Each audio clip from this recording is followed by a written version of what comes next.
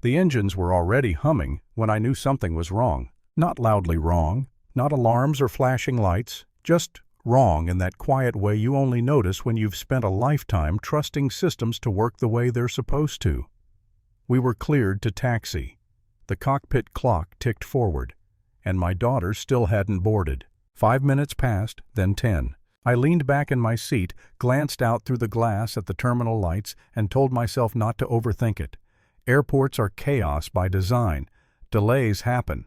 But I kept seeing their faces in my head, Mia and Lena walking confidently through the terminal blazers, pressed shoulders straight, carrying themselves the way I taught them to. Calm, polite, unapologetic. My phone buzzed. No missed calls, no texts, just silence. That's when it hit me. This wasn't a delay. This was a judgment. I've built companies from empty offices and bad coffee. I've signed contracts that rerouted entire supply chains.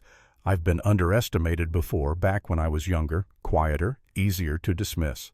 But power has a smell to it, and I could sense it shifting somewhere behind that glass. Later I would learn exactly how it started. 2 girls standing at a gate, first-class boarding passes in hand, the kind of tickets people don't question when they're attached to gray hair and expensive watches. But my daughters didn't look like what some people expect money to look like. They were 17, black, confident in a way that unsettles people who confuse confidence with entitlement. A gate agent smiled at first, the tight professional kind. Then the smile faded. "Just need to verify something," she said loud enough for nearby passengers to hear. Verify what exactly? Their tickets were valid. Their names were on the manifest. But that wasn't enough. It's never enough when someone has already decided who you are. I wasn't there, but I can picture it perfectly. I know that tone. I've used it myself years ago before I learned better. The tone that says, "I don't believe you and I want you to feel it." By the time security was called, the crowd had already started forming. Phones out, whispers, that special kind of attention that feels like heat on the back of your neck. And through all of it, my daughters stayed still. That's the part that hurts the most. They didn't raise their voices, didn't cry, didn't beg. They answered every question calmly, even as the questions stopped making sense. Even as words like irregular and policy floated around without anyone bothering to explain what those words actually meant. I could have ended it right there. One call, one name, one reminder of who pays for what and who answers to whom. But I didn't. Because dignity that only exists when power shows up isn't dignity at all. It's permission. So I waited. I wanted to see how far it would go. Who would speak up? Who would stay silent? Who would double down just to protect their pride? Minutes passed. Boarding time came and went. My jet sat on the tarmac like a held breath. Inside the terminal, a supervisor appeared nervous. Energy forced authority. He glanced at the screens at my daughters, at the growing crowd, and chose the easiest path, assumed the girls were the problem. "Why don't you just take different seats?" he suggested, like he was offering a favor. That was the moment something changed. Not in them, in the room. Because my daughters didn't argue. They didn't laugh. They just looked at him, really looked, and said evenly, "We paid for these seats. We'd like to use them." Simple, clean, impossible to twist. And still it wasn't enough. Security stepped closer. One hand hovered near a radio, another near my daughter's arm. That's when I felt it in my chest. Not anger, not fear, recognition. I'd been that kid once. The one teachers watched a little closer. The one store clerks followed down aisles.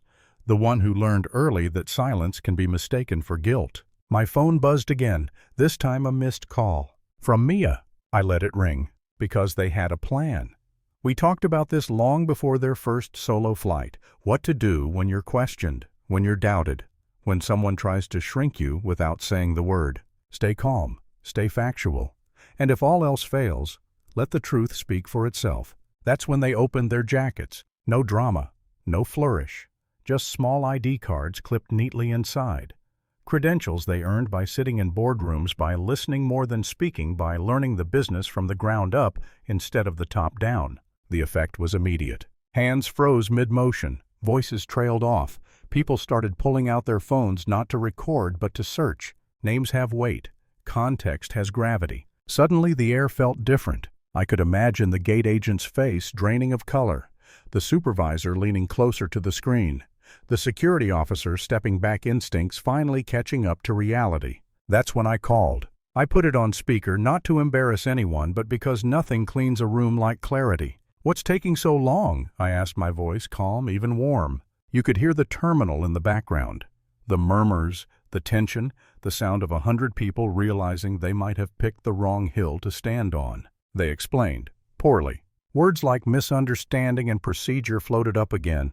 I let them finish. Silence is a tool if you know how to use it. Then I spoke. Not about money, not about power, about my daughters, about how they'd flown first class for years without incident, about how nothing had changed except one thing. This time they were alone. No father beside them to signal safety, no visual shorthand to reassure anyone they belonged. I didn't accuse, I didn't insult. I asked a question. What changed today? No one answered. They didn't need to. So I laid out terms, not punishments, corrections, written apologies, real training, policies that couldn't be ignored when the cameras were gone, systems that made dignity the default, not a favor. Somewhere behind me, the engines shifted pitch. Clearance was coming. My daughters finally boarded, heads high, faces calm. They didn't look back. They didn't need to. As the jet rolled forward, the terminal lights blurred into streaks of white and amber. I felt something settle in my chest. Not victory, not relief. Alignment. Because this wasn't about winning. It was about refusing to let silence swallow the truth. We lifted off into the dark, leaving the noise behind. And I wondered quietly, honestly, how many people watching that night would think twice the next time they saw someone who didn't look like their idea of success. So let me ask you, do you think power should be used to dominate, or to make sure no one else ever has to stand still while the world decides whether they belong?